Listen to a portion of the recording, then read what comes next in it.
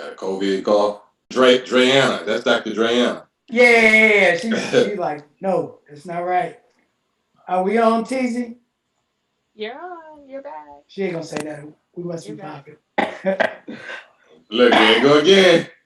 They get a Yeah, COVID. wait. They I'm get gonna a cut that COVID out, cough. yeah, I right? got I got something for you, Money I think B. I got something for you. that's what knocked the internet out. Oh. Hey, you know what? It's going back show, Money B, Ty Teasy, Cam in the building. And we did get interrupted, you know what I'm saying? The internet magically cut off, but we're Yeah. back. And Yeah. we stopped in the middle of talking about Culture Vulture, the diss towards DJ Vlad, and where it all came about. But before we Yeah. get back into that, you showed me something, and I was going to ask you about that. What is that? That because I Oh. seen you talking about it on Yeah, your this is page. this is something I've been making for my own family since for 11, 12 years, since about 2009, called Colloidal Silver. It's being kind of Okay. suppressed by the FDA because it's a natural mineral. It's not a drug. It's a non-toxic natural mineral, no side effects, and it's according to peer-reviewed published medical journals and scientific journals, it's the strongest, most powerful natural antiviral known to science. So Now, what's actually in it? it's silver, the natural element silver, because Oh, that's, yeah, it's silver, but it's ionized. It's not the metal. I mean, it's a metal, but it's such small. it's a liquid. Uh, Is it liquid like a tincture yeah, type deal? exactly. It's a colloid. A colloid meaning it's suspended in water, and it's such small microparticles that it don't really qualify as being metal no more. It's like minerals, like how you take iron. Right. Iron is really a metal, but if it's small enough, in small enough form, microform or whatever, then it's considered a mineral. So, but the element period, the element silver is like, God, nature made it a natural virus killer. So for the last 100 or so years, top peer-reviewed published scientists and medical journals have experimented, and peer review meaning the peers of medical professionals, the medical leaders throughout the world or whatever. Mm-hmm. They all have. That's what peer review published. When they publish in their medical journals, that means they all are witnesses that it really does this, and they all Okay. agree that it killed. And this was in the early 1970s, 1980s. That at that time it killed over 650 disease-causing viruses within 6 seconds. Okay. No virus was known to be able to mutate in the presence of silver. Now, So is this a it's a preventive? Is it like a daily something that you yeah, take because daily? according to the law, I can't say that it's a cure. You know what I'm saying? I can Right. say that the peer review published, scientists and medical professionals say that it kills all known, viruses within between 6 seconds and 4 minutes. You know what Mm-hmm. I'm saying? They got a whole list that the FDA and the American Medical Association or whatever that, don't necessarily make known to us. Because if you push in a Right. vaccine or whatever, then you might have a different big pharmaceutical agenda. But Right. nature, all of the cures are found in nature. The treatments are found in drugs and pharmaceuticals. So I just let Yeah. y'all. If they cured it, they wouldn't make no money, right? Right, to right. The keep ultimate you drug alive and keep dealers. buying it. Yeah. Yeah, to keep you buying it. So y'all So research it for yourself. You don't have to take my word for it. You can find it on my website, which is westcoastcam.com. that's what I was gonna Westcoastcam.com. ask you. Is that where they can get it and they can Yeah, you can purchase get it or it, not? and other people make it, but everything is going to come down to who you trust. Who you Right. trust. Do you trust Dr. Fauci? Do you trust his vaccine? Do you trust Trump and don't wear a mask? Do you trust? It's all going to come down to who you trust. I personally, Okay. because of my own research and my own experimentation or whatever, and my own track record, I trust me. Yeah, if I've been giving this to my babies and my family or whatever for the last 11, 12 years, and they never been Mm-hmm. sick, they never been to the hospital, never had a disease, never had no vaccinations, never had no health problems, and I'm, God willing, in 2 days, October 24th, I'll be 51 years old. So Catching I've been, up. you know what I'm saying, I'm right behind you. That's why you the big homie. Yeah. You know what I'm saying? Right. But the proof is always in the pudding. doctors ain't living no longer than their patients, and they're not looking better than their patients. So it's gonna come down to who you trust. Everybody is lying. All of the presidents and candidates and scientists and all this, everybody is lying. So check my track record. If you don't want to get it from me, find somebody else to get it from. That's same with sea moss and zinc and whatever. Like Dr. Sabi, find some natural alternatives. But if you don't know, if you don't trust, you just hit my website and you just add this to your medicine cabinet, even though it's not a medicine. And you tell me, you give me your own reviews or own testimonials and see how it works for you, or if it don't. Yeah, and at the end of the show, I want you to tell everybody where they can check it out again as well. How much? How much is it? For a 4-ounce bottle is $25. If you go into any health food store, it's going to be at least $10 more than that. It's going to be 35, 36. Some places $40. So a 4-ounce bottle is $25. And you just say, is it like a drop a day or something like that? No, it's no limit. But me personally, because I can't give medical advice because I'm not a doctor. But me personally, if right, if I feel something coming on, I might drink a whole bottle, because you can't OD. It's not a drug. You know what I'm saying? And what's the taste of it? It's just water. It tastes like water, but it has a metallic aftertaste. So you can taste the metal in it. You can taste the silver in it. But it won't make you gag. It's not nothing that it tastes like how we used to drink water out the water hose. When we playing on outside when we was little, you kind of taste a little metal or something in the water hose. It's like that. Yeah. But this ain't getting you sick. Well, I mean, I'm with it because my guy Chris Clark, he didn't have me taking the moss and elderberry oregano. Oregano oil. Yeah. Oregano oil, that shit is hard. That work. That's. And I'm not saying it knock it out, but I'm just saying if I got something that don't taste like that, I don't smell like. No, it don't taste nothing like, because oregano oil that tastes like gasoline or something. You know what I'm saying? Gasoline with pepper in it.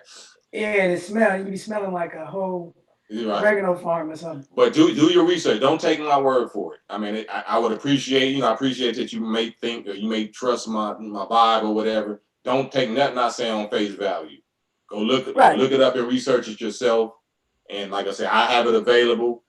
You can test it out for yourself. A lot of us, we buy drugs or buy NyQuil or whatever anyway. So, take a little sample of your brother's product. You know what I'm saying, and see what it do. Yeah, I'm gonna look into it because I'm I got you. I gotta send you something on love. I can't send everybody down on love. I got to charge y'all. No disrespect, but it costs me to make I get it. It's that season coming around, and second wave. I'm over 50, man. I gotta keep second it right. Wave. Yeah, same with it. I got a whole lot of pre-existing health issues that I was blessed by once I got into the nation to kind of get under control and send into remission or whatever. But it's real. Like, this virus is a real viral weapon, and it's real. So you got to take your precaution. It is. I'm on it. So, like I said, before we got cut off, we were talking about the Vulture record. Oh, yeah. Who produced that joint? That's produced by my partner out here in the ATL, C-Note, Chris C-Note Middleton. Chris C-Note Middleton from the Gods Productions. And that's care of my homie out here in ATL also, Sky Keaton. So my G Sky Keaton, he plugged me up with him. So he got hitters, he got rocks.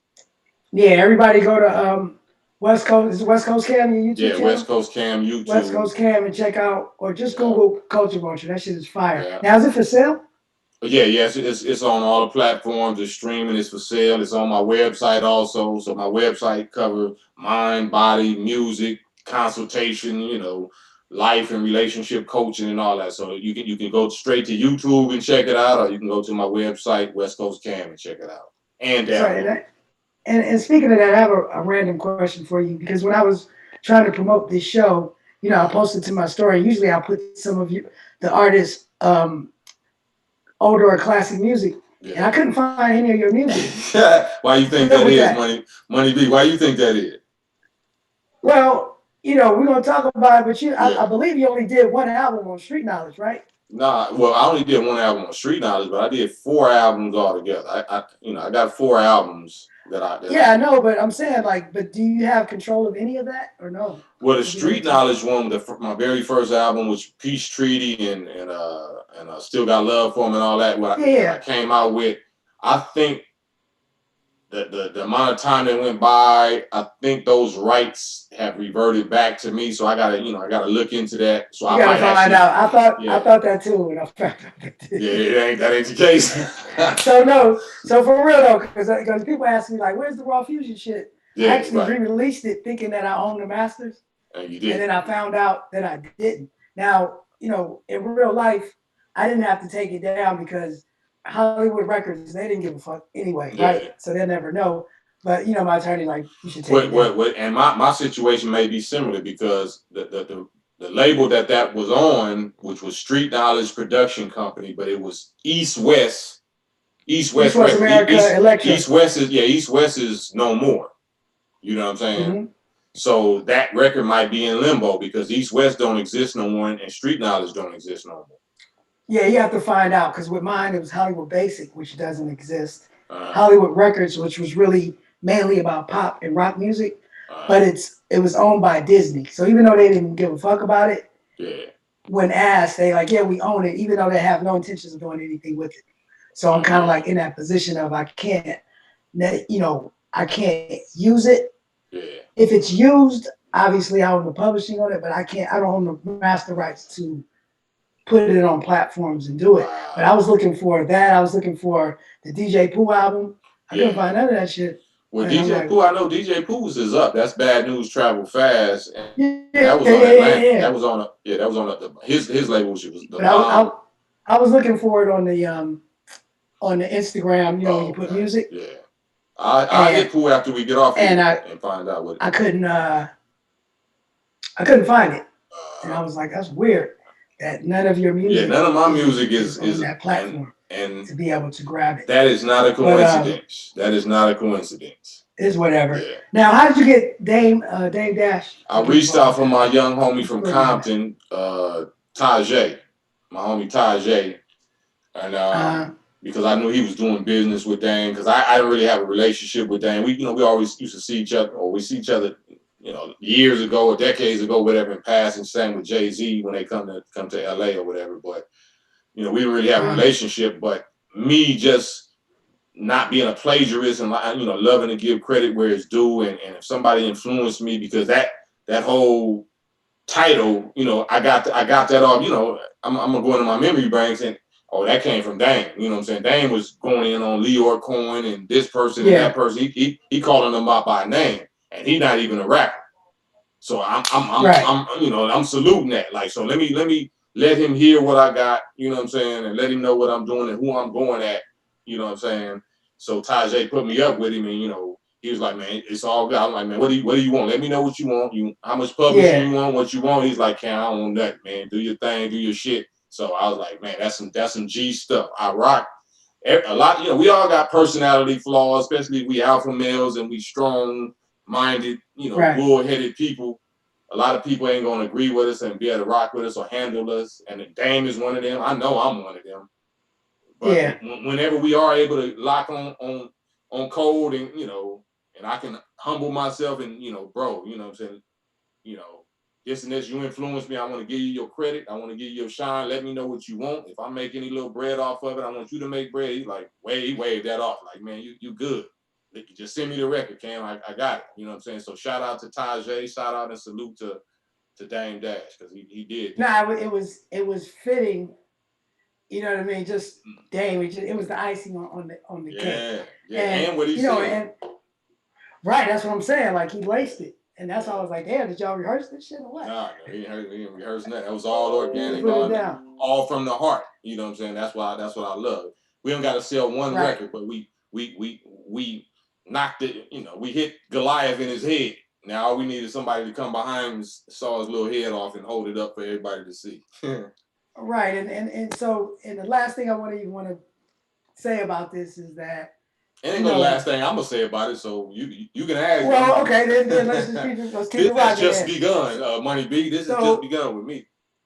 Okay, then it's cool. So the question I want to ask you is, like because I've interviewed on Vlad's show. You have as well. I have to. What his comments did they come?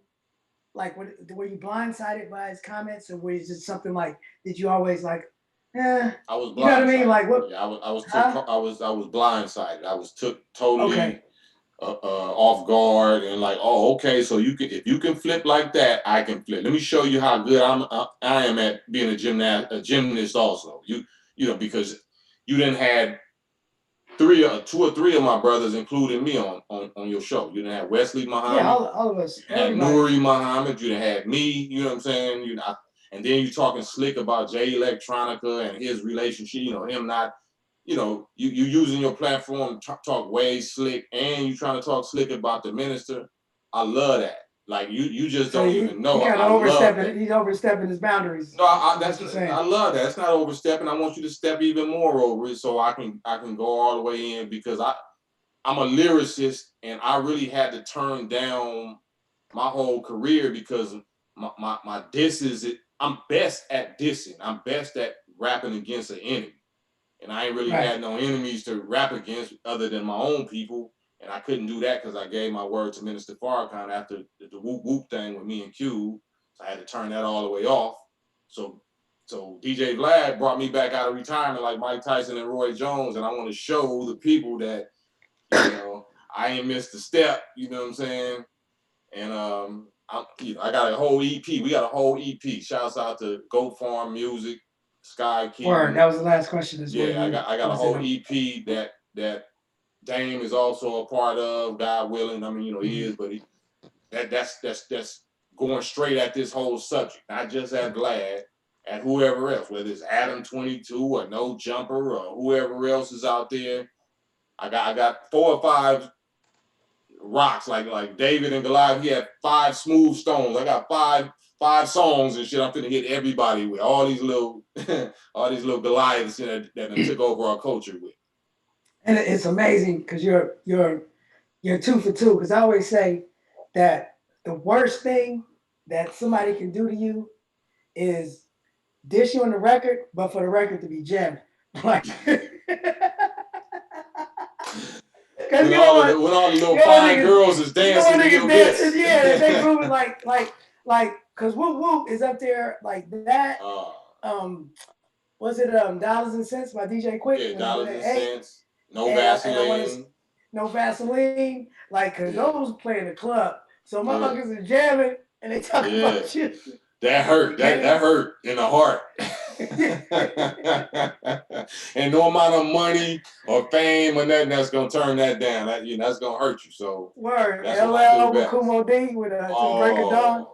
You know what I mean? Because because if the record is jamming, if it's in the club, it ain't going nowhere. So even when the beef is over, it's still gonna be on the playlist. Right. It's never going away. It's like, and how do you even navigate around that? Especially like, because we all grow and we become cool again and we figure it out. But that record is still popping. Yeah, that's same with Q. The same with what we're dealing with right now with the because people is, and we're gonna get on to, we ain't gonna jump on that yet. But a lot of people, if you're a really serious person, and I'm a serious person, but my artistry is on point, then you're gonna feel a certain kind of way because these songs gonna live longer and gonna hit stronger than we are. Yeah. So basically, you're getting dissed on a classic. So that's yes. Like your grandkids gonna know you got fucked up. Oh man. Like grandpa. What? Right. So don't move an artist. Don't move a real artist or a lyricist to have to do that to you. It's better to resolve this shit in private, you know what I'm saying? Because if you get tough, he gonna use his art form and shit, and he gonna do something immortal to your ass. And even when he dead and you dead and gone, and they still gonna be clowning you like for generations to come. And you said a true artist, but it's not even because as a lyricist, you could ether somebody like like Nas. on ether or whatever. But it has to be, it's something special when you just tap into that right beat that, you know what I mean? Like, oh man, that's my joint right there. Yeah. And speaking of that album, the DJ Pooh album, was it Good News Travels Fast? Yeah, What was it bad called? news. Bad news travels Bad fast. News Travels Fast. Whatever happened to Threat? Because I thought Threat was gonna be one of them guys that was gonna be around for a while. Man, he's And you still guys were around. basically the stars of that album. Yeah. But he never really had like solo success that I know of. You know what I'm saying? From my perspective. Yeah, I can't really speak on that. I don't know. Threat, he's still doing his thing. He got into some other business ventures and all that. He was doing his thing, and of course, we was peers. Like we used to polish each other bars up. We challenged each other. That's Like what I'm Threat, saying. It was y'all. yeah. Y'all was the ones on that thing. Like Threat is the only one in my opinion at my in our prime that can fade me. Like he like on the colorblind record, Killer Cali, the state where they kill. Oh man, brothers, you know what I'm saying? People be like, Cam, you killed that. Like, no, that wasn't me. That was Threat. He killed me. Yeah, Threat rocked that thing. I ain't gonna lie. Threat is not to be played with. But life happens. Things in life happen. Same with JD and rest in peace, Shorty from the Lynch Mob. Life happens. Life and death and stuff happens. You know what I'm saying? So it's our, if they wasn't able to fully manifest, the full potential, that's where we supposed to come in at. And I personally, that's why I kind of have certain little, personal issues because anyway, I'll leave that alone because, we could, other people could lift these names up also, other than me and you bringing them up. You know what I'm saying? You don't have nothing to lose. If you're already all the way up, then you can. That's what makes if you can speak on it honestly. I mean, because we in here, so we can just talk. We can move around and move from back and forth. This is our show. We can do what the fuck we want to do. Well, while we talking about it right now, you know what I mean? Yeah, and it's just it could be anybody's camp. People, Puffy got the same. He got people that was in his camp that have that complaint against him. Dre got people from his camp. Snoop probably got. He do got. People got everybody. That's the top icon in their zone or whatever they section got that. I have that with Q. I think Q could have and should have held his people up. That's one of the reasons why I even fell out with it. On the business side, it was some personal stuff that I'm not gonna speak on, but on the business side, you could have lifted, and brought your camp up. It wouldn't have hurt you. It would have made you look that much more strong and better. Like I Dame Dash, everybody like Dame Dash should tell you, everybody that I rock with is doing better than me. But that's because Dame Dash wasn't trying to rap. That's because but you know who was a rapper that I have to give a lot, and I always give a lot of props to is Lil Wayne, because he didn't suppress Drake. He let Drake fly.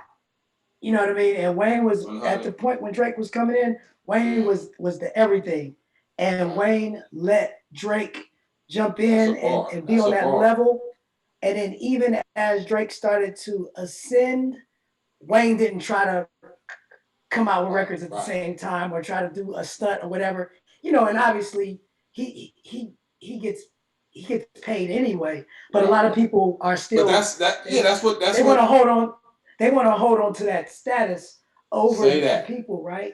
Money B, say that. Now I'm listening to you. Now I'm gonna be quiet. Now elaborate. Elaborate on what you mean. Because Wayne is the perfect example of how you're supposed to do it as a record, as an executive, someone signs an artist that you believe is an exceptional artist. He got him, put him on all his records.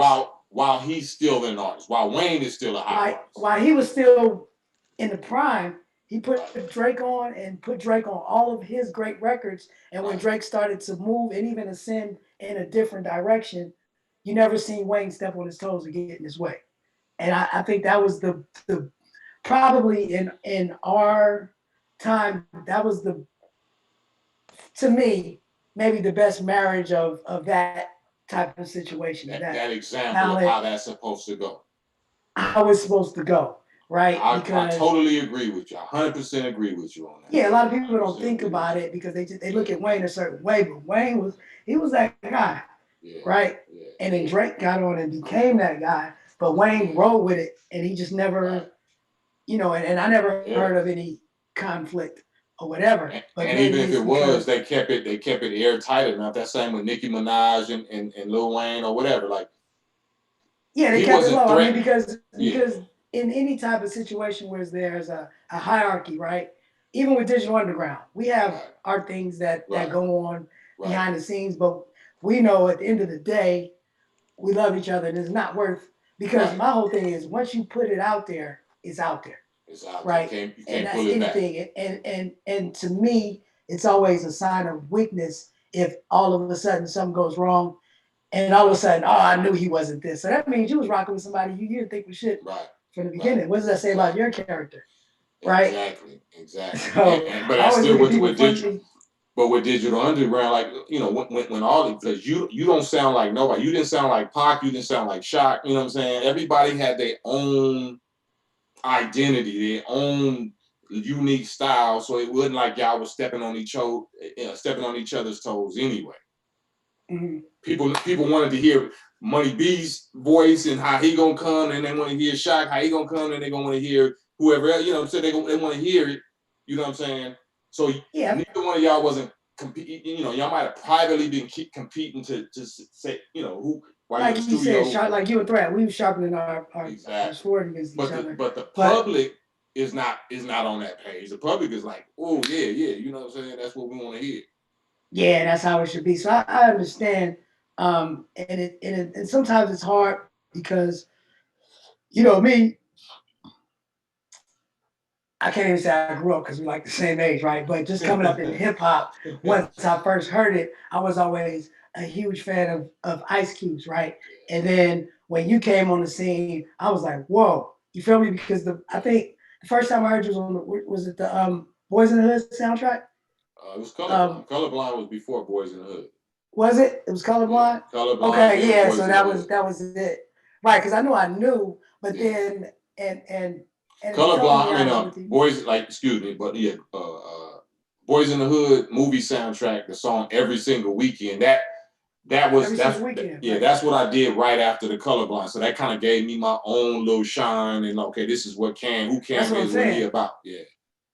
So what I just remember first hearing that you and Threat and my opinion of it, I was like, these niggas is dope. They can rap.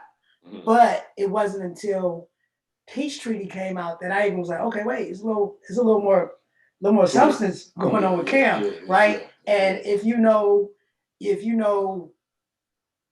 where I come from, a lot of people know my dad was in the Black Panther Party, and that's what I grew up in, right? So I always gravitate towards that when I can see it. Yeah.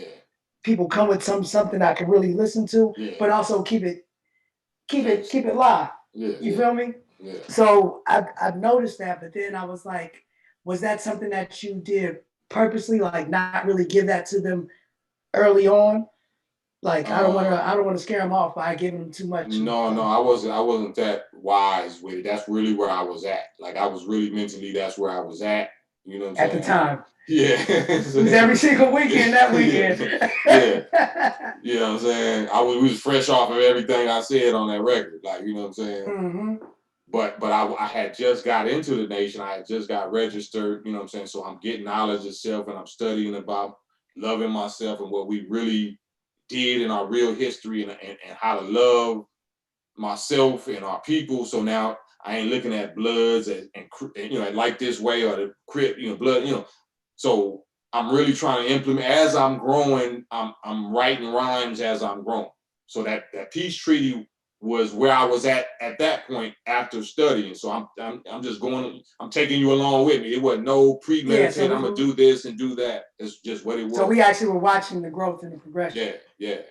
As it was happening. So you were actually blossoming into the person that you will become, but in increments, and we saw it on wax, right, which was dope. And then let's talk about those early beginnings because you're from Watts, right? So and we're from the same era. You said Watts and Compton. Yeah, in the middle, it's called Okay. Willowbrook, a little What? district in between Watts and Compton. So the best, you know, and a song that I had called Drama, you know, it's a tale of two cities where it's nonstop drama. You know what I'm saying? So I'm half of my family is from Compton, the other half is from Watts. So you know, And I you're got right the there. Well, best of let's it. talk about that. Let's talk about that dynamic and tell me if this is true. You know, I'm from Oakland, from the Bay, whatever. Yeah, But I was always told, you know, when I came, a friend of mine that kind of was schooling me, he said that in Watts, it's Watts before the color stuff. Obviously, within the city, you guys have your thing, but outside of Watts, it's you guys recognize each other as being from Watts before. It's like, oh, that's that great dude, or that's that yeah. Nickerson That dude. Is that true? it's like that now. It started like that after the truce, after 92, after the So whole it Rodney stayed that King. way. Yeah, I mean, you know, pretty much. But like in the penitentiaries and the jails, that's already the code. Like it's not a, you know, when you up against the Aryan nations or you up against, you know, unfortunately some of our brown brothers, if you down south, like Yeah. it's forced to be a city card thing. It's not even a blood and crip color thing no more, a neighborhood no thing. And now it becomes a race thing. You got to Yeah, ride it's with a your race thing anyway, yeah, right? yeah. You got to ride with your race or you got to ride with your city. You know what I'm saying? Okay. So you know that wasn't, you know, so that kind of trickled down and played a little part of it. But me by me being in the nation and being Mr. Peace Treaty, I'm already trying to bridge blue and red and black and brown anyway. I'm already So when trying you to go ahead. no, I'm sorry, go ahead. I'm sorry. Yeah, no, so that was already the image that I'm trying to portray. You know what I'm saying? That's why I even spelled Cam with a K, because I was studying right there. My Cam is really my initial, CAM, and I'm from a Oh, Crip neighborhood. You know, I grew up in a Crip neighborhood, but I was trying to even make a demonstration that I'm not even trying to push that. Let me broaden it up, and I was studying that, you know, the real original name of Egypt was Cam.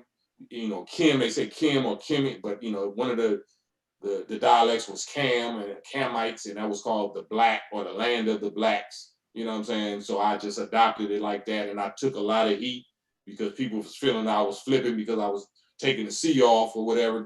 But I was trying to do that on purpose. I was right. trying to, you know, that don't mean, you know, you riding with the other side. It just meant, okay, let me show you that this is a black thing.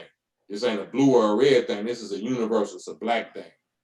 So you're So trying to eliminate anything that would separate. right, and it had nothing to do with selling records and trying to, you know, get the blood audience or nothing like that. This is really what I was living. I was living Okay. this. You know what I'm saying? So at the time, because if you find old records, like I started out with my homie from 1180 East Coast and Carver Park, Solo and Lil D and Watts. Watts Up Production was my homie Big Jess, um, Hmm.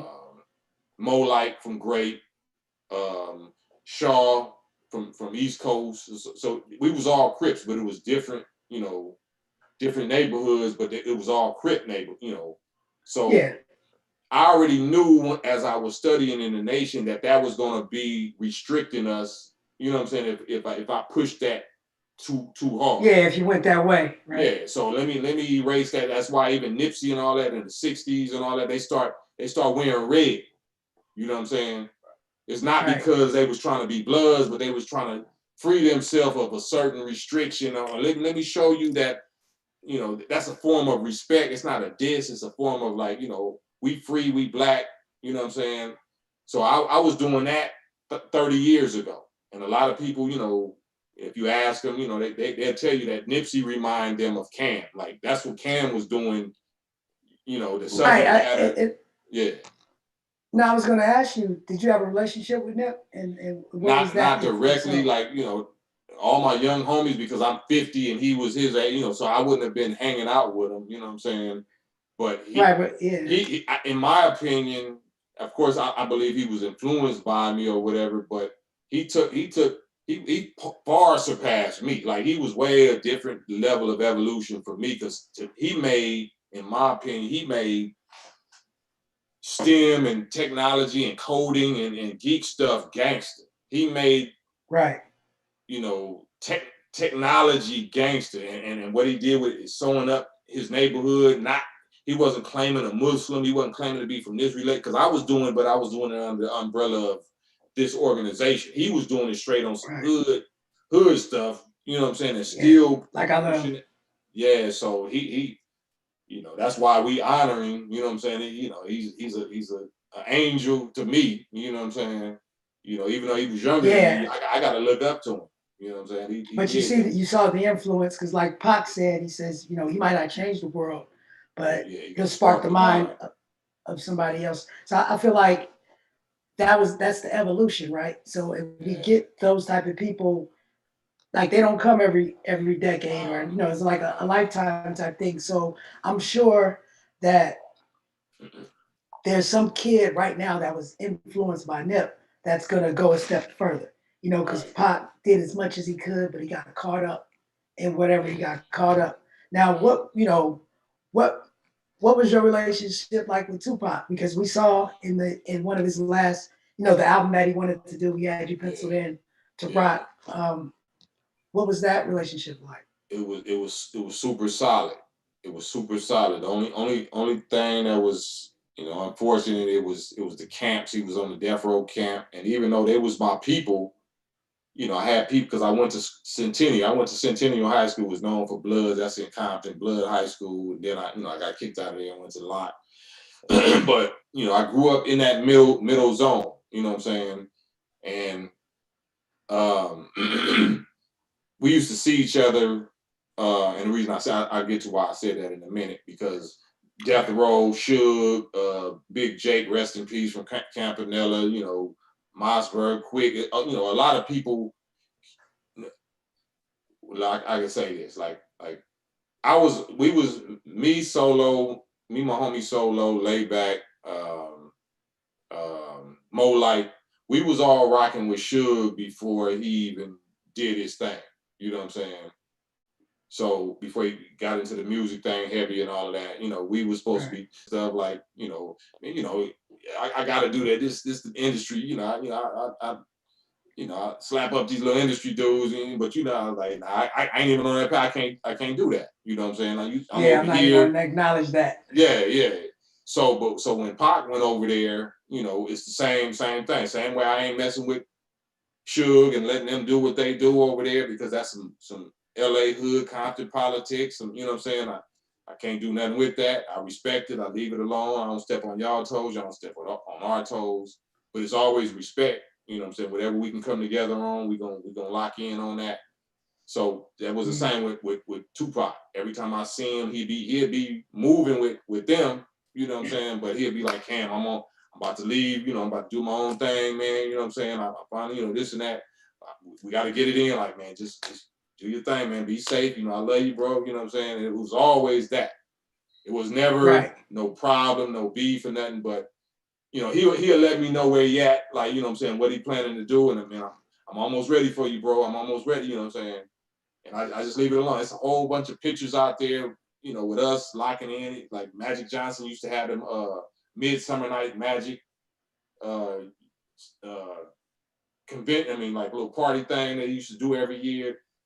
Like we was always locking in, but I just never, I knew not to step on his toes. I knew to let him do his thing. Did you ever at any point feel compelled to be like, man, I feel like I just want to pull Pac aside, like, bro, I know where this is going to end up. I did. Like, not like that, but he knew. He knew. Mm-hmm. But we grown men. You can't force a man to do nothing. But tell him you love him. I understand, you know what I'm saying? I'm here, you know what I'm saying? Whenever you're ready, this and that. But I don't have no right or no authority over no man. You know what I'm saying? I'm here. I know how much I influence you. I'm telling you straight up. I ain't never told nobody this. I know how much I influenced Tupac, and I know how much Tupac influenced the world. Right. That's why I even made the song, Live and Die in LA. Every nigga from LA got a little bit of thug in him and all of that. That had to do with your brother and with us. Like, not saying it wasn't with the homies from Compton that he was dealing with, but he was on this page. Just like how you say, you from a Black Panther consciousness, so you're gonna automatically gravitate and kind of lock in whenever you can and recharge your battery with. And he was too. Yeah. So that's how we used to always do. It wasn't never really about Right. doing no records. He wanted to do that to make a demo. My thing was on some brotherhood shit. Like every time you see me, man, let's hug, let's talk. Okay, you straight, you this, you that. You know what I'm saying? We do shows, we'd be out of town in Indiana and all that. It wasn't about no rap shit. It was about, man, I know you from the struggle. I know you got trauma. It's brotherhood shit. It's, you know, and Now, could you see as because like, and I always wonder because once he went to LA, like I've never been around Death Row, so once he went to LA and got involved with that, we would talk, or I would see him in a setting that was outside of that, right?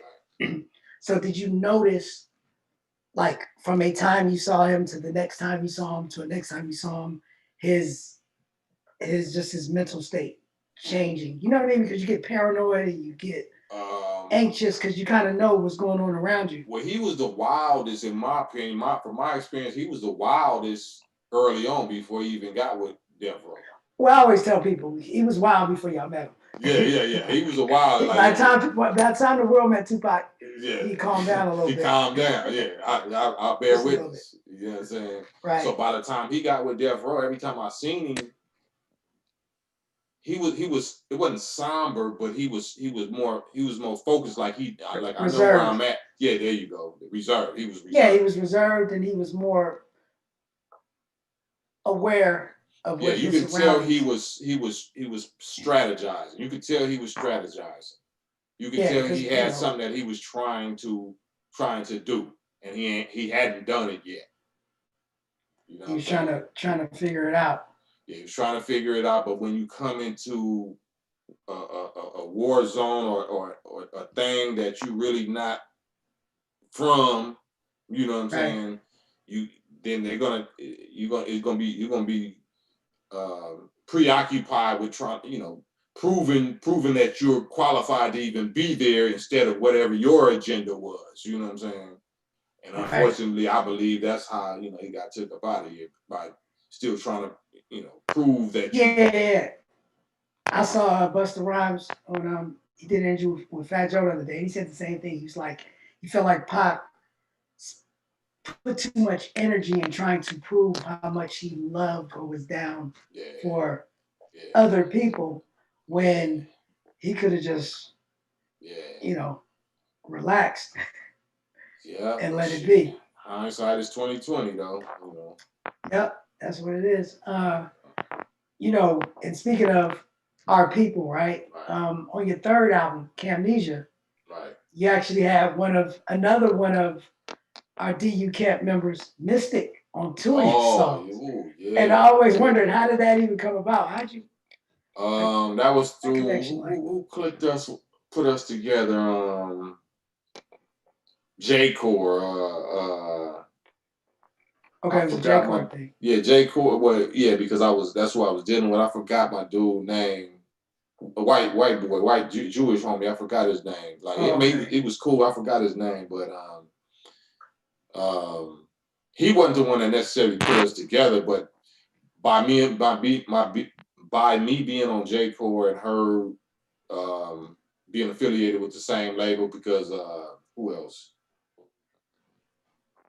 Tech Nine was on the same label. Dave Weiner.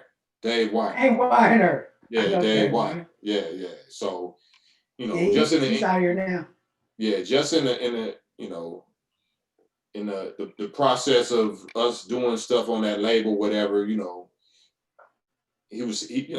had introduced me, or she was around, or I forgot how it happened, but we gonna instantly click. The real one's gonna instantly click. So if she was affiliated with the label, and you trying to build a label, a little family situation, like Danny Green or Dwight Howard, or where you come to the Lakers, you trying to gel. You trying to, okay, who's my teammates on this label?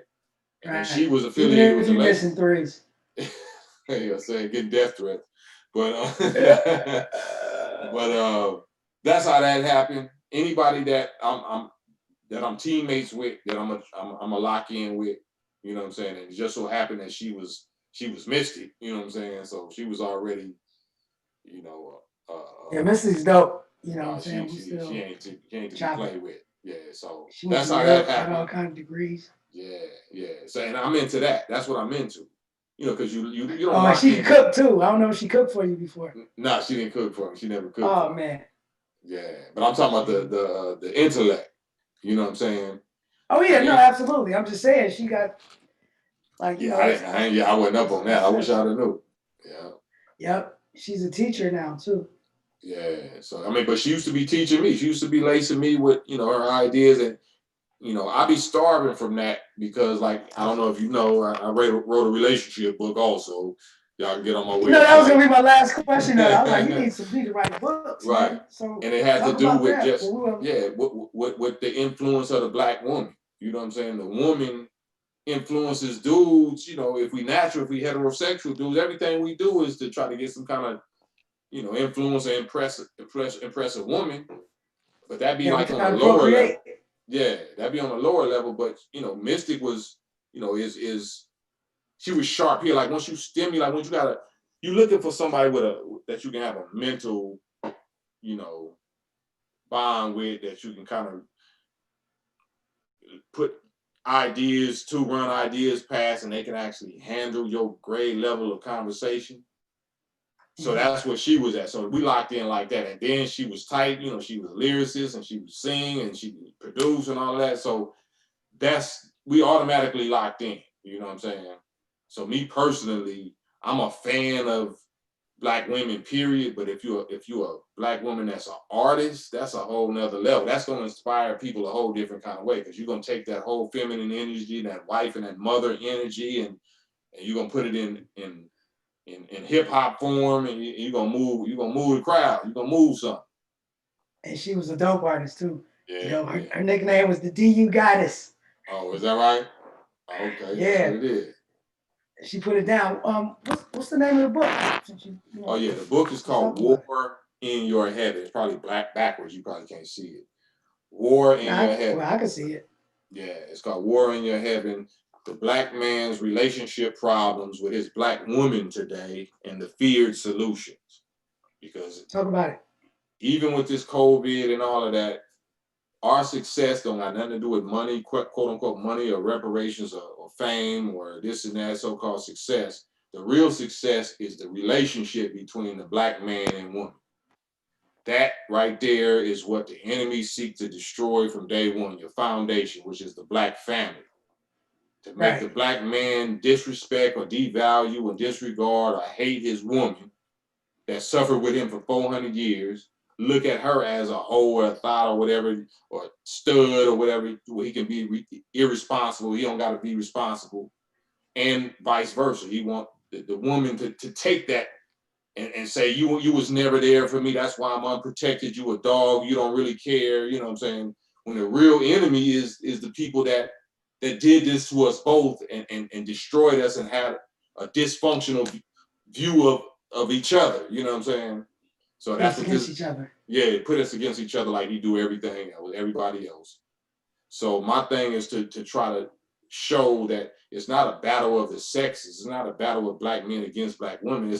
It's the black man that's supposed to be against the dragon that has possessed a lot of our black sisters, and gassed them up to say, you don't need no black man, and the nigga ain't shit anyway, so he left you, girl. And and they got more of a justification to be you know falling back and being upset, because their daddies, brothers, cousins, uncles, may have somebody, 90-some% of black women has been molested, not by the white man.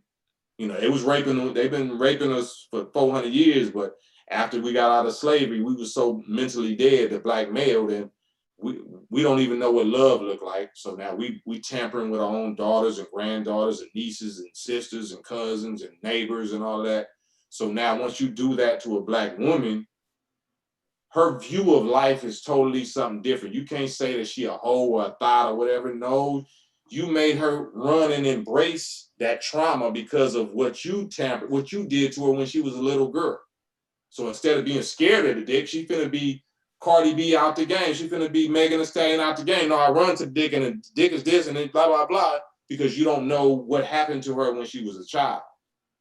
And most of us gonna judge that bitches ain't shit but hoes and tricks. No. If they hoes and tricks, some nigga, some black nigga, dog nigga made her a hoe and a trick. So that's the page that I don't mean to be cussing or whatever like that, but that's what the book is about, trying to get to the real solutions, because they feared solutions. We don't want to face what we have to own up to as black men and as black women, because it ain't, don't get me wrong, black women is 100% responsible and have to be held accountable for their part in the bullshit. Right. But it starts with the black male. So is it a book that you would suggest, like, is it written for the men to kind of evaluate themselves, or is it something that women like what's it's written kind of like in, it ain't a Bible form, but I kind of reference certain, because this war in your heaven is like a quote. It's a takeaway from the Bible where it say, and there was war in heaven. Michael and his angels fought against the dragon and his angels and such and such and such and such. But you know, in the Nation of Islam, we given the decoded meanings of all of this stuff. It's not no spooky, spiritual, mystery, complicated stuff. The heaven, the real heaven, is the woman. It's not some place that you go after you die. The only heaven that you know, me and you gonna know, is found in a woman. Whether it's pleasure, whether it's comfort, whether it's company, whether it's companionship, whether it's new life that she's gonna give you, is gonna be in a woman. She's not our God. She's not God. You're supposed to, you play the role as God, but she plays the role as heaven. So she's the one that makes God feel like a God. Her pleasure comes from pleasing a righteous, powerful man and wanting to reproduce him. And our pleasure, emphasize on righteous, right, and not just because you got testicles and shit, you know what I'm saying? And our pleasure is knowing that we can get pleasure from a virtuous, clean, pure, holy, environment like that, and that we can please her. We like to know that we can please her and she feels appreciative, you know what I'm saying? And she wants to be exclusive to us. So I get into all of those, the psychology, all of that little stuff. And it's a small book, ain't no big novel. It's small, like, so. Well, she just got me one off Amazon. She just said, so I'm getting into it. So, because she did go to your website so she can see it. So, is it? So, it's exclusively on Amazon? Oh, actually, it's on Amazon now because we ran out. We ran out on my website, so I got to. Oh, it's sold out. Got to re up. So got to re up, but you can get it on Amazon or Amazon Kindle. You can get the ebook, but I'm not trying to promote Amazon. I'm trying to keep it in. Yeah, you're trying to get the book out now. Is there? And it makes sense because I was stalking you, looking at that page, and I see you saying like some. You said something about some advice about relationship, something. I was like, what are you talking about? I just started that. I started a consulting little section on my website, and I got to put it out there as a disclaimer that it's strictly for entertainment purposes only. Just like I'm not a doctor. Just like I'm not a doctor. This is strictly for voluntary use. Not medical claims. On YouTube. Yeah, exactly. So I just play one on TV. Yeah. So the consulting situation is because after I wrote the book and I was doing lives, I was just bombarded, not by dudes. I really wrote the book for dudes, thinking that dudes, the homies is gonna, that's what y'all need to know to man up, level up, get better so they won't have that excuse against us. But women, since they outnumber us, and it's a shortage of men, black men in America, for the amount of black women, is quality as far as our age group is concerned. They the ones that really came and was expressing like, well, how do these men think? What do they think? They want to know more about a real dude, because they think, okay, you seem like you're a real dude, or you're a real man, and trying to be a real man. They see my track record. They see I've been married for this many years and a healthy family, and I talk real taboo subjects, real elephant in the room subjects, but I still got a strong marriage and a wife that seems like she must be on board. We must share the same thoughts to where she don't feel like she looking stupid at that, because I'm gonna hold her up and I don't even really let her talk yet, because that's my secret weapon. That's where I get all of this game from. I mean, I got it from all of the females I done dealt with before I met her, but to see that she's confessing and confirming all of that, so I gotta keep that secret. The room was asking, how long have you been married? 18 years. This is my second marriage. My first marriage was 7 years. My first marriage, and I have 3 children from my first marriage. They all grown. 2 sons and a daughter, they all grown.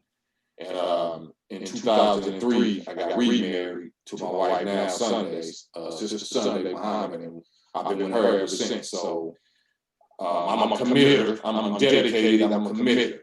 So a lot of people be like, so you can't use that against me, like you a dog and your relationship don't work and all that. And a lot of sisters be mad as a mother because they want to shoot you down and say, well, you ain't.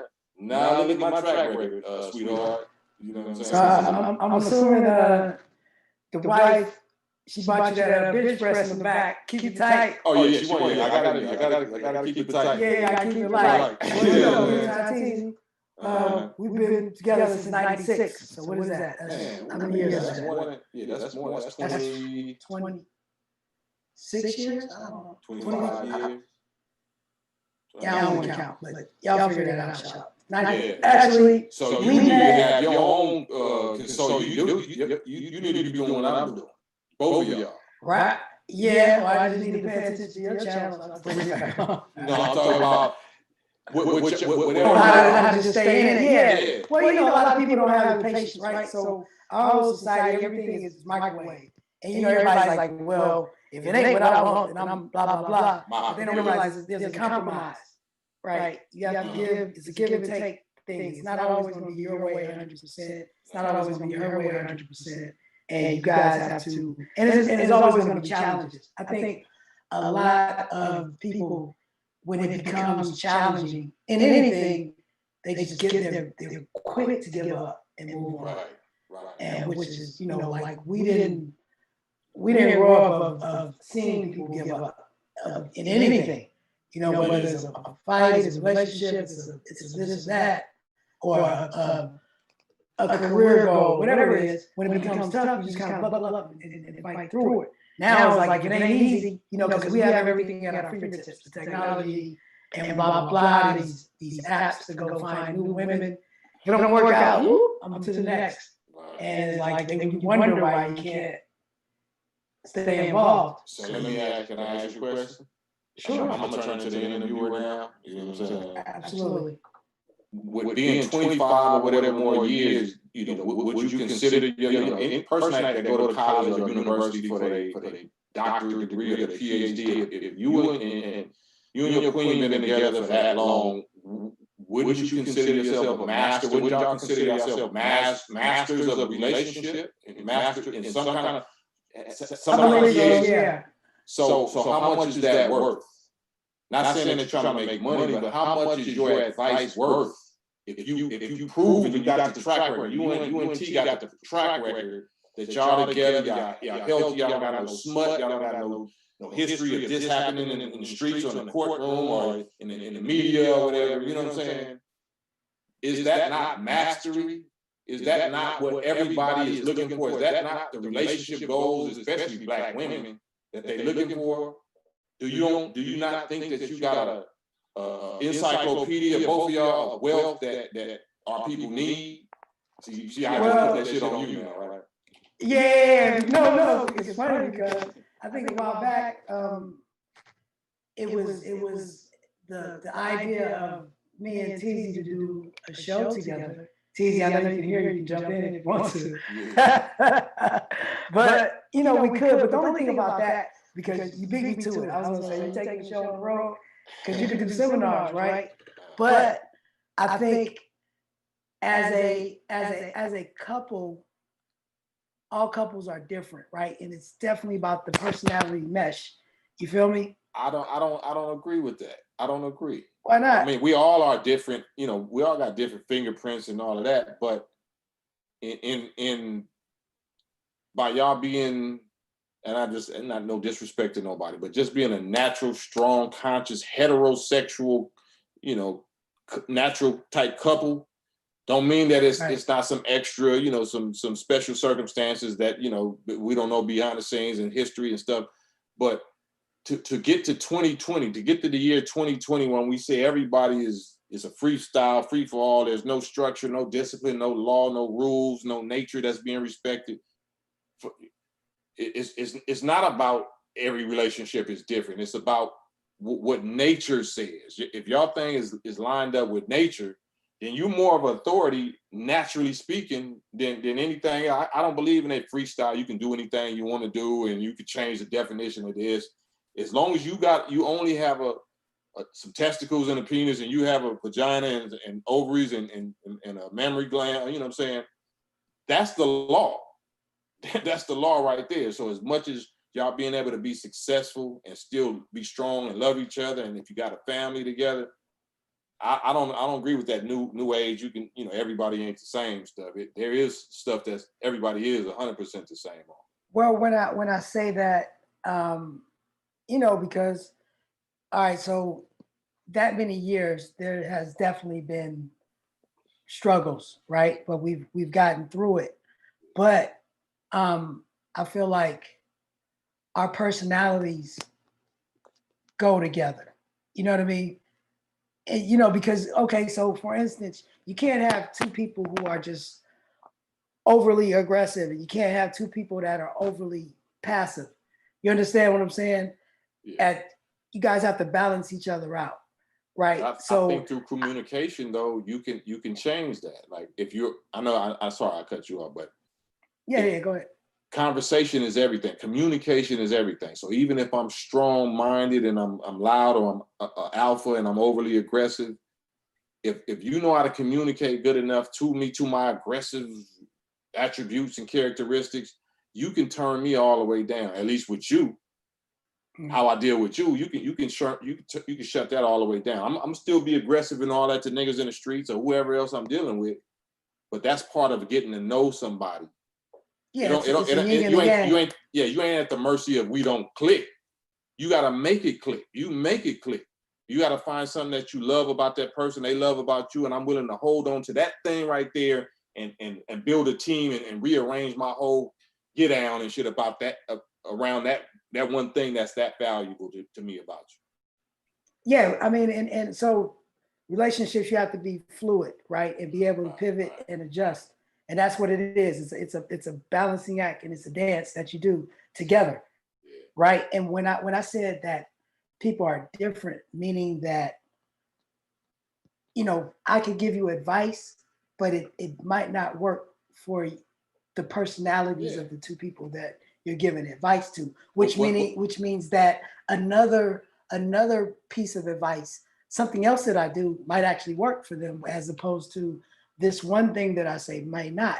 So it's hard to go in and be like, this is how you got to do it. Well, it's kind of like life is hard. It's not that you telling you that this is how you're going to do it, but it might be that their personality is the problem. So how do you suggest to them that your personality might be the problem? Are you willing to adjust? It's like, you guys suck. Yeah. You know what I'm saying? Both of y'all. You know, so I need to break up. Right, because you can listen to somebody's problems and see how they talk to each other and how they say, I ain't gonna put up with this and this. Like, both of y'all personalities is trash. You know what I'm saying? Yeah. Or y'all deserve each other. Yeah. You know what I'm saying? But if you're trying to help, that means you're trying to clean both people up. Like if you're a doctor and I see that your system is garbage, your system, like I see your lungs is black and your kidneys, your liver is all tore up. I'm not gonna tell you what some people liver's just gonna be tore up. I'm gonna be like, nah, you need to stop drinking so much, like, and you need to stop smoking so much. You know what I'm saying? Right. That don't mean you're gonna do it. You know what I'm saying? But my job is to tell you what I see. Well, whenever you want to have us on the Cam Dr. Love show, I did. We yeah, got you coming. It's actually called Black Wives Matter. It's my woman's Black Lives Matter. Yeah, Black put me Wives on. Matter. Yeah. Let me Yeah. get in that thing, Yes, and we sir. could do it. So anyway, let's So get back to the rap. yeah, let's get back to it, man. Let's jump into the. Right. Oh yeah. You I like, know we you went on telling a all my tangent, right? personal business. It's all good. So the topic du jour, man, is the whole thing with Cube, Yeah. and the twist in the whole thing is we all know, or at least a lot of us know, you and Ice Cube's history, right? So when you voice your opinion on his plan and maybe a lack of a plan, or maybe he's not doing it the right way, people want to point back to, oh, y'all just beefing, blah, Or blah, blah. But it's I'm not just really beefing. that. Yeah. Huh? I'm just beefing. Not y'all. Oh are yeah, just like you mad, like you Yeah. hating. Right. But but kind of tell us, what is the it's a Issue? two-part question. Yeah, what's the main issue? And let me just say this, like, is it, or like, come back, let's sit down together, let's fix this thing and go back, or shut it down and don't do anything? Like, where we at with that?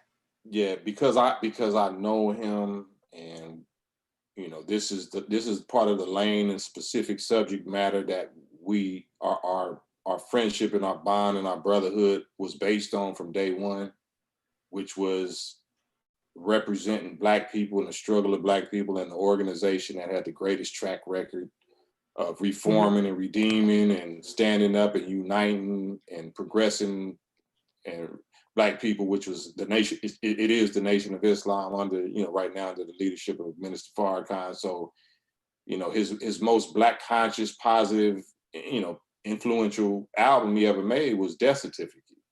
And that was under that same influence. Best album. Yeah.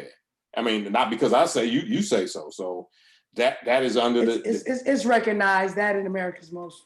Right. So based on that, and based on the team and the energy and the knowledge and the information that he was feeding from, which you can find videos or whatever of himself saying that this right here, the Muslim program of Elijah Muhammad, about separation, pressing for our own separate state and territory of our own, being totally independent like the state of Israel has been for the last 72 years. That's our program. That's our agenda. Not no type of Martin Luther King, get back into, mixing with the system and integrating and relying on presidential candidates to keep a promise or whatever. Like that's never been it. Right. So right now, that was my issue. If it's this late in the game, it's not about how you start, it's about how you finish. If you in the last 2 minutes of the fourth quarter, or you even in overtime, this is not when you're supposed to be doing that. You make those mistakes and those errors in the first quarter or the second quarter, but by the fourth quarter or overtime, you're supposed to know not to waste time appealing to your open enemy or saying that we waiting for a contract with these people or whatever, because you have no way to enforce it. You just want to hear them lie to you again. Okay, they promised us to do this, and then he's saying, I never said I endorsed nobody. Well, the whole point of presenting a contract to two candidates is to be able to endorse somebody. That's why you're trying to push it before the election, or you was trying to push it before the election, because you're trying who you endorse. Who you're going to endorse. Right. But then if prior to that, in a few years ago, you tried to clown Trump when he was running for president and said, I'll never endorse a motherfucker like that. And you think this petty dude forgot? You think he forgot that? You think his administration that this is they really about this? We be over here doing raps and movies and basketball and doing whatever we're doing. These people live this. This is they everything. This is their religion. So if you diss their guy like that, that's the equivalent of you dissing Farrakhan. I'll never diss a motherfucker like Farrakhan. You think they're gonna forget that? And then once I become the president, now you trying to bring me some kind of plan when I remember what you just told the whole, you use your influence. So that, you know, that's one thing, but then you're leading Black people, you're influencing Black people emotionally to take those type of positions. Me personally, knowing that, you know, just like he knows the prophecy and the history and the teaching. You're never supposed to say, I'll never sit down with this enemy, or I'll never sit down with that enemy. That's how you get things done. What civilized, mature, conscious person would ever say, I'll never sit down with a person I don't like? But now you're saying that I'm a leader and I'm influencing Black people that don't know nothing about politics to take an emotional position that F this dude at all costs. But now he's the president. Now you got to deal with him. So that's why the people is looking at him crazy now. Like, hold on, you just used your strong ass, tough ass, gangster, king ass voice to say this.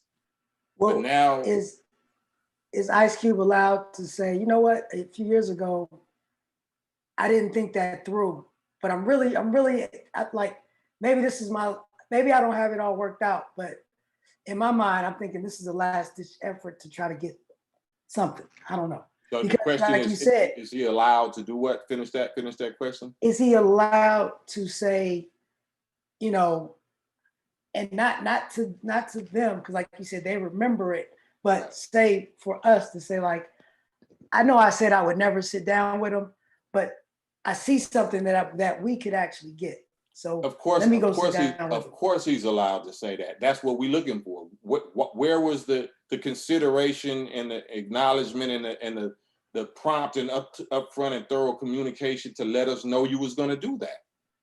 But if we're too arrogant to say, well, I told people I was going to do this, like, hold on, bro, you can't like, you know, if anything, you have to say, you know, I was wrong, you know, or, you know, I seen this or whatever. My thing, that's what I be personally looking for. I look for character. I look for a humble character and a certain integrity, great level of integrity, that a person can publicly apologize for where they was wrong. Right. And I said that earlier. I said that, you know, all of these is my brothers and I love them. Too Short, Snoop, Cube, Dre. But I'm just saying, I'm talking about those that's known for calling our sister bitch. A bitch is a bitch. Bitches ain't shit but hoes and shit. Like, right. So if you still I never heard you publicly, or none of us have heard you publicly come mature, like you want to jump out and be a Black leader, but we still haven't heard your personal character jump out and say, you know what, I apologize, sisters, and to my Black community for even, you know, when I was young, I was saying this and that. You can't just jump from, well, you know what I meant, you know, and then you're supposed to get behind me on some leading Black people to, you know, whether we're gonna live or die, you know what I'm saying?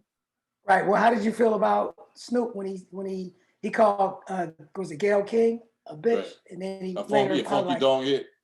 I shouldn't have did that. He did apologize. Is that something similar to what you would expect Ice Cube to say just about the past period? Yeah, in general, and Cube and Snoop and Show. You know what I'm saying? Do you really feel a responsibility to our people? Because I would say this. My point. And Short is never going to try to claim that he's leading Black people to the promised land. No, he's not. But Short is very intelligent. If you talk to him behind the scenes. I know Show. But I'm just putting an example out there. If we're going to jump out there and say that you're supposed to rally behind me, right, as the new Black leader of what is best for Black people, and we're going against an immoral president and presidential candidate. Oh, we talking about morals? Hold on. Let's reel this back in, you know what I'm saying? Let's clean up our own house before we talking about some white people morals and shit.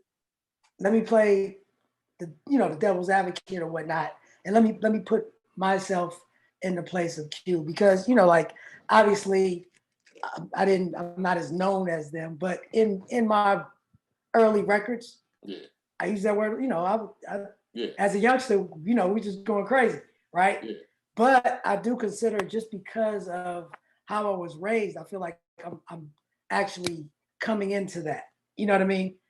As I got older, into just like being a little more conscious of the things that I say and who's listening to me, and and not being, when it comes to making records and just in my actions being a part of the problem of what they say we are. You know what I mean? Like you said, running around calling everybody bitches. But I have a past of those type of records and just being that. You know, that's one thing. And then you could tell me exactly how you feel about it. And you know, I'm just saying. Well, do you feel like that you should have an obligation or responsibility or self accountability that while you still are Money B and people know you and respect you, that is it going to hurt you to come before your public and say, you know what, I apologize, you know what I'm saying, I know I was young and wild, you know, so I'm trying to verbally let it be known that what I was saying was wrong, and I apologize for how many people that I affected because I wasn't aware of it. You know what I'm saying? Because now I see that I got children and grandchildren or whatever, and I don't want nobody poisoning my little daughter's mind, calling them this and saying, you know, devaluing them and treating them like that. So what do you feel like you're, you know, responsible or obligated to say today before you move on and say y'all need to rally behind me, you know, on moral issues against the president? Well, for me, so put me in that position, but I am in that position. So my thing is, I haven't set a press conference to say I'm sorry for the shit I did back in the day. I was 19, 20, whatever. But if I'm approached by it, I don't have a problem with figuring out where did you, you know, specifically if someone else says, well, you did this, and I'm like, you know what, that was wrong. Da da da da da da. But I'm not looking to go out and make speeches and say publicly, I want to apologize for the blah, blah, blah. I don't feel like... Not speeches, but it could be one speech. Like it could be one address where you address it one time and one time only that everybody can refer back to. I never have to say this again. But why not feel obligated or mature enough to do that one time if you know your voice and your words affected the globe? Like Money B and Cam, we might have just affected our little neighborhood or our city or our state. But if you know your bitch is a bitch, or your bitches ain't shit but hoes and tricks, or your bitch affected the whole world, then what do you feel like to whom much is given, much is required? What do you think you're required to do based on that? Right. But even saying that, so we're having this conversation, and I never thought to do it. But now that you're, you know, suggesting it, I'm not opposed to it. Right. But had we not had this conversation, maybe I'll never think about it. You know what I mean? And so me moving forward, and maybe it's a little skewed because, like you said, my records aren't nowhere near mine either stratosphere of what those records are. But you know, I've done the same thing. I had a record on a compilation called "Nigga Ass Bitch," and I was talking about chicks that act like she walked like a nigga, she talked like a nigga. Man, I can't dig her. Nigga ass bitch. But my problem more so, you like that? That's what I'm saying. It wasn't a bad record, but when I listened back to it, I was like, man, I was tripping. But that was your reality though. It was my reality, and I knew chicks that really act like that, and it bothered me then. But even more so, like I catch myself is that I don't feel, even though I do it in normal speech in my records, for me to say nigga on a record, it really has to be, it has to have a place there. It's not just it's not a gap stop for a word. It has to have a meaning when I say it. I don't just loosely say it on records, or bitch. You know what I mean? And that's just me getting older. I don't do it, but you know, like, you know, I'm not above approach or reproach. So you can tell me if you have a problem with something, and I don't have a problem with, goddamn, you know, yeah, you're right, that was wrong. But to just say like, man, I never seen you make a public apology unless it was suggested and they just dismissed it. Then you'd be like, damn, you know, you had a chance. But like I said, you don't have the history that I have. If we started out exactly knowing the spiritual, moral laws and disciplines that you even made the death certificate record based on, in the brotherhood and the strict, like I said, disciplines and rules and laws, and my own personal, you know, Yeah, you got the inside track, so you know that's why yeah, I leave it. I leave it because to you. my own personal example is just like, so not to belabor that, it's just interesting that you can't necessarily jump to being a moral leader against somebody else's foul language or whatever, or foul, disrespect of people's or whatever, and you haven't cleaned up your own room yet. Right. And so, I think we talked before we came on, we were having a conversation and I was like, what's, um, is there a problem with letting it play out, even if we know that it's to fail? And like I said, once again, putting myself in the same position, and I'm gonna ask your advice. This is advice that I'm asking of you. I participated in this documentary that's about to come out called Trump versus Hollywood, where they interviewed half the people that were pro and half the people that were, so-called on the left or not for that, right? And I voiced my opinion, and even after I voiced my opinion, they were, people were like, "Man, that was kind of powerful. Would you even come and listen?" My thing is, even from the streets, like, you always want to know what your enemy's thinking anyway, right? So you go and you listen, but it's not like you're going to be chummy. When diplomats meet, they sit across from each other, right, and they listen. And when they listen, people are there. You see photos getting taken or whatnot. But from everything I understand, for me, what do you think about that in my position? But even for Q, from everything I'm hearing, he's expressing like, bro, I'm not endorsing this guy. I'm just trying to get something. But people are saying, well, like you said, you're insinuating that if he gives it to you, you're going to endorse it, even though everything else that he did was fucked up, right? So where's the balance? Like, what do we do? And if it just falls apart, how do we accept Q back into the fold and kind of help him fix it? Or what if it does work? You know what I mean? Like, I feel like we don't know what's really going to happen. Yes, we do. We do know what's going to happen. Like, the history is best qualified to reward all our research. If we know the history of white people and white politicians and presidents, and they have never kept no promise whatsoever of importance or whatever to black people, let alone Native Americans or Mexicans or nobody else, why would we try this right now in the fourth quarter? Not even the fourth quarter, in overtime.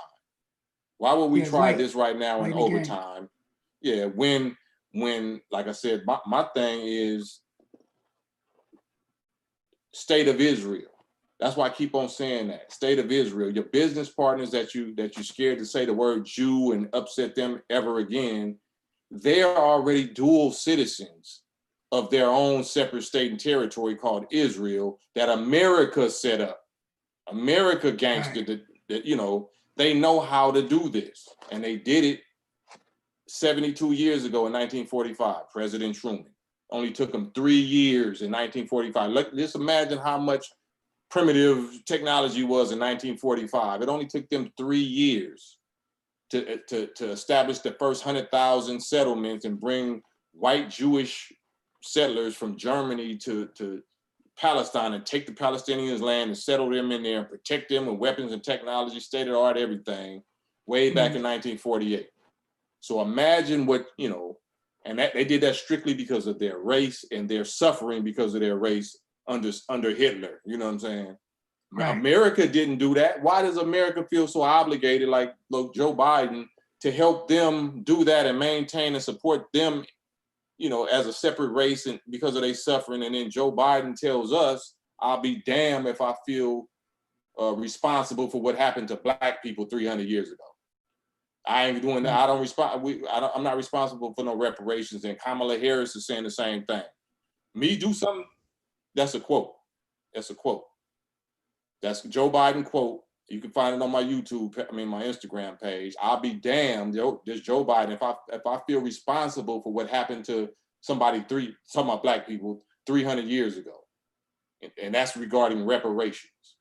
I'm not responsible for paying no reparations for something that happened to blacks 300 years ago, but I feel obligated every year to promise Israel what I'm gonna do for their descendants that happened to them from 123 years ago to the last 72 years ago. All of the people that was in Holocaust ovens and concentration camps, they all died off. The people that's enjoying Israel right now is grandchildren and great-grandchildren, just like how we great-grandchildren and whatever of slaves. So ain't nobody was in no ovens and shit in Israel. Why are we still paying them billions of dollars a year, and we know how to do it, and promising them that we're going to be the stalwart ally of Israel every election, Israel, Israel, Israel, but then Kamala Harris going to tell us, do something just for blacks? No, just for blacks. I wouldn't do that just for blacks, no. But you're doing something just for Jews and shit right in our face with our tax dollars. Right. So on that, and being told that we gotta wrap it up, but yeah, that's what I was going to get to. Oh no, I'm definitely not voting. No, I'm okay. Vote for who? Satan or Beelzebub? Right. So not that we think that either one is, and here's my stance on it, and then you can react to it. Not that we believe that either side is much different, but I say vote, exercise it. And then there's one thing of, it's kind of like, if you know that you have, okay, so what if you have you got a rat problem, right? But there's this mangy cat. You don't want either one of them, but you really want to get rid of that rat first, and then you figure out how to deal with that mangy cat.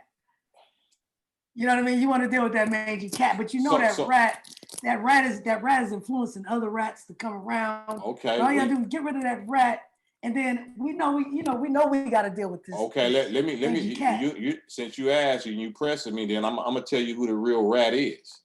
The real rat is Biden in them. The real Satans, the real deceivers is Biden in them. Okay. If I want anybody to stay, I want Trump to stay because he's more honest about his racism. He telegraphs his punches. He lets us know what's coming and we can prepare and get out of the way. Right. The real Satans, like I said, is the ones that deceive you and make you think that they're with you. They telling you lies and they wearing Timberlands and got hot sauce in their purse and dancing and claiming that they AKAs black sororities when they married to white Jewish Zionist people.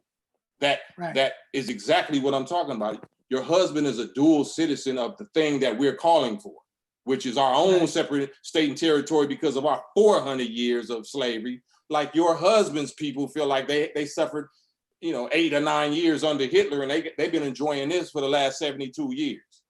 So that's way more deadly than Trump. Trump is letting you know where he's standing. Like we don't like niggas, stand back and stand down or whatever. I got my whole white militia. I'm letting you know what it is. You're supposed to respect that. That's why Malcolm X and Elijah Muhammad met with the Nazi party in 61 or whatever, because we respect each other. We know y'all call us devils and we call y'all niggas. We don't want to live with y'all. None of this and that. Can we work out an agreement? Yeah, let's work out an agreement.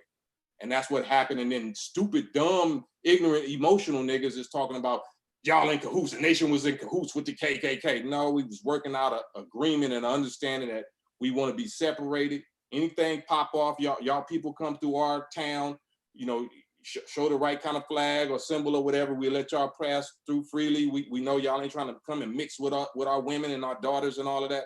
That's warfare. That's how you really supposed to negotiate. But if our people is just emotional and we groupies and we following the Zionist media, which makes everybody hate Trump as though hate Trump is worse than Biden. Biden literally said, if I'm not mistaken, you can correct me. Biden said that Trump is the first racist president of the United States. Do y'all remember that? Yeah, have you heard something like that? That he said that? That Biden said. No, you don't believe he said that? No, that. Oh, we know it's not true. Yeah, we know. But I'm just saying, if Biden would say, if you don't vote for me, you're not black, and he said that. That was whack. Right. If he did the crime bill for the last 47 years and destroyed more black males than Trump ever did, you can't act like, if we want to be that foolish and naive and we want to be lied to, you know what I'm saying? when history is best best qualified to reward our research, the history of Kamala Harris and Biden is far more horrific than Trump has ever did anything. But then we talking about, well, let's just give him another chance. Why the hell would I give him another chance? Why would I do that? Why would niggas say that that's what we supposed to be doing right now? That's insane. Would you encourage? Well, say that again. Go ahead, Tony.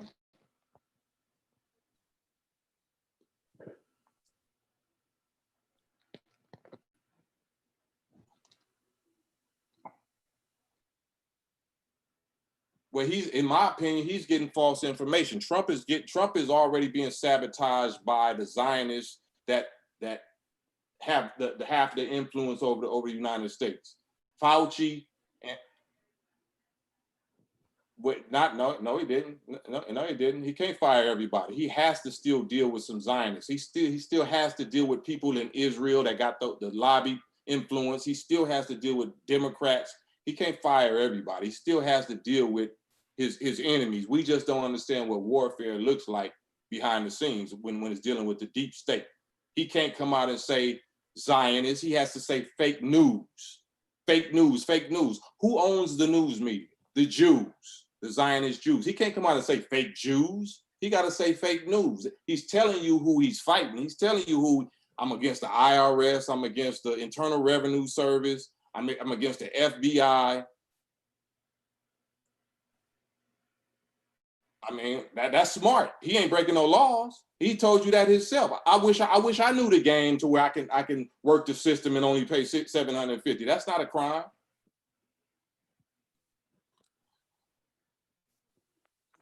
Nah.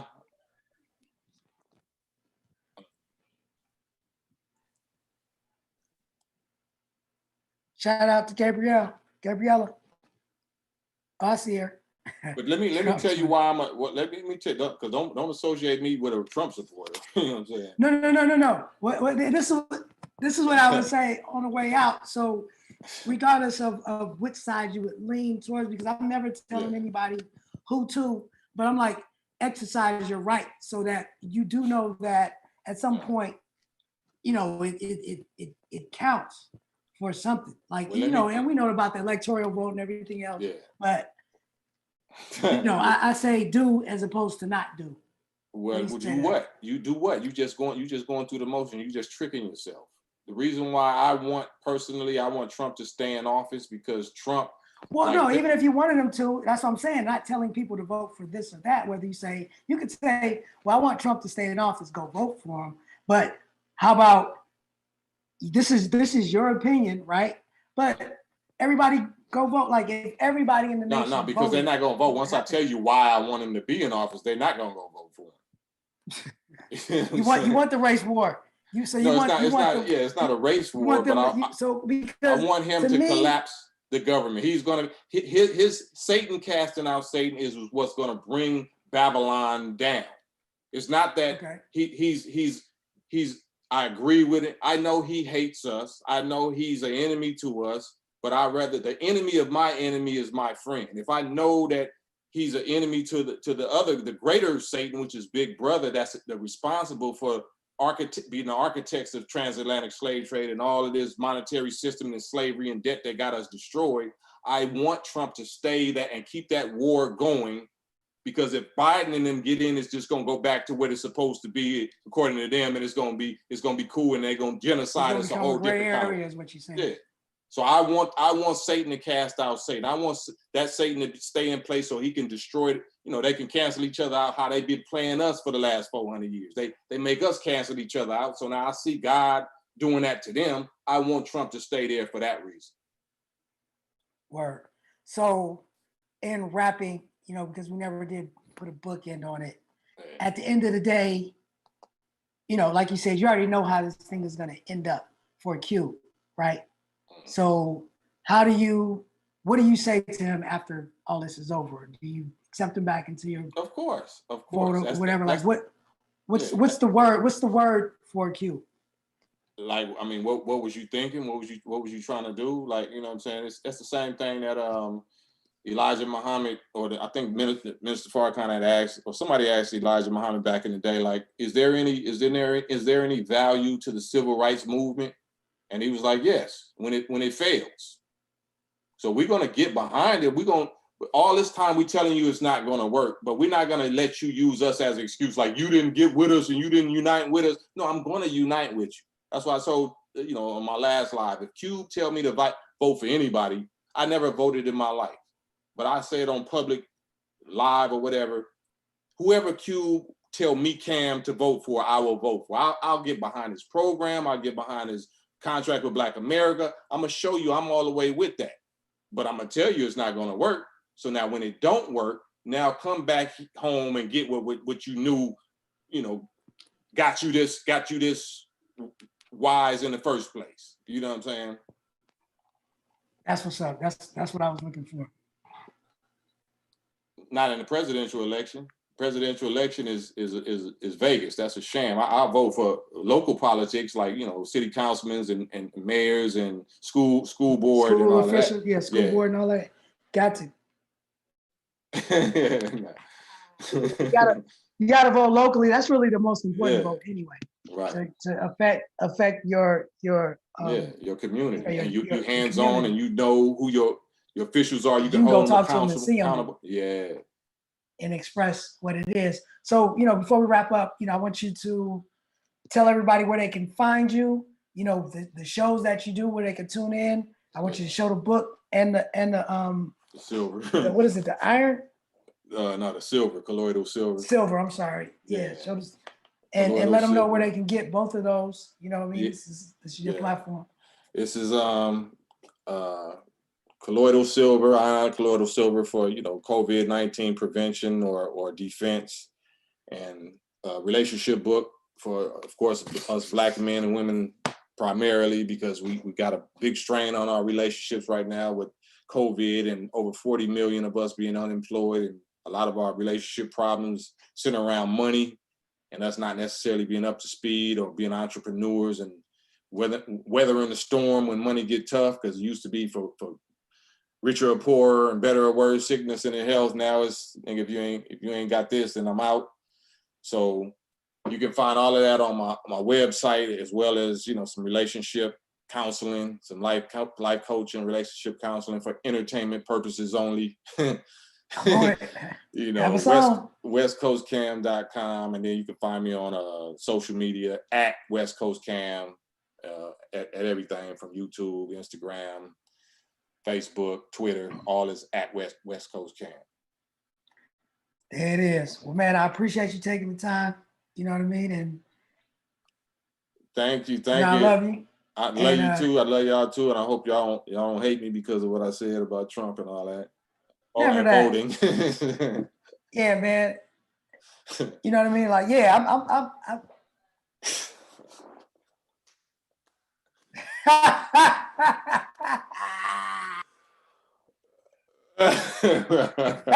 by the bathroom, by the cigarette lighters. Right? Bring anytime you need us to come on your show or your platform, hit your boy up. You know what I mean? Yes, sir. Let's do some music. Let's do whatever. Let's keep it moving. Man, I'm with you, my G, man. Love you, respect you, love you, T, respect y'all, man. And y'all relationship goals for me also. So politics aside, real brothers and sisters relationship goals is that y'all are heroes, man. So let's keep it right. There it is. I will. For the next book. Yeah, for the next book. Yes. All right, fam. I'm gonna holler at you. I'm on top of it. All right. Yes, sir. Peace.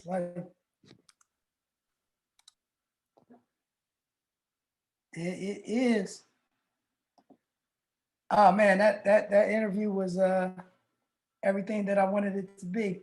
It was very interesting. When we had the break and we came back, I kind of lost track of the time. I know the debate is about to jump off, so we're gonna do that. So I just wanted to remind everybody, this full interview will be probably uploaded tomorrow. I'm gonna break it up so that people can digest it. So hopefully it'll be up Make sure you tomorrow morning. If you want to look look back at it from the beginning and whatnot. And, I just appreciate it, man. Cam is that guy. He always speaks his truth.